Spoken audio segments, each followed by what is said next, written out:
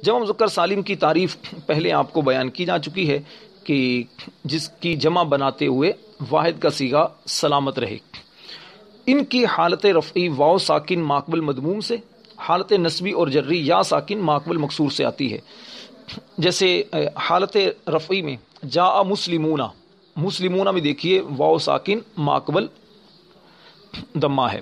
حالت نصبی رأیت مسلمین اور حالت جری نظرت الی مسلمین۔ اچھا، اور جو جمع مذکر سالم جو یا ضمیر متکلم کی طرف مضاف ہو،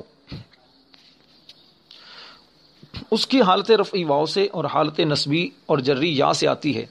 اس میں واو تقدیری ہوتا ہے اور یا لفظی ہوتا ہے۔ اس کی حالت جیسے حالت رفعی یعنی کہ وہ جمع مذکر سالم جو یا ضمیر متکلم کی طرف مضاف ہو، اس کی بات ہو رہی ہے، جاء مسلمیہ۔ حالت نصبی رأیت مسلمیہ اور حالت جری مررت بمسلمیہ۔ اچھا، یاد رکھیے کہ مسلمیہ یہ اصل میں مسلمویہ تھا۔ واو اور یا اکٹھے ہوئے، واو اور یا اکٹھے ہوئے، پہلا اس میں ساکن یعنی واو ساکن ہے تو واو کو یا سے بدلا، واو کو جب یا سے بدلا تو دو ہمجنس حروف اکٹھے ہو گئے، اور یا کا پھر یا میں ادغام کر دیا۔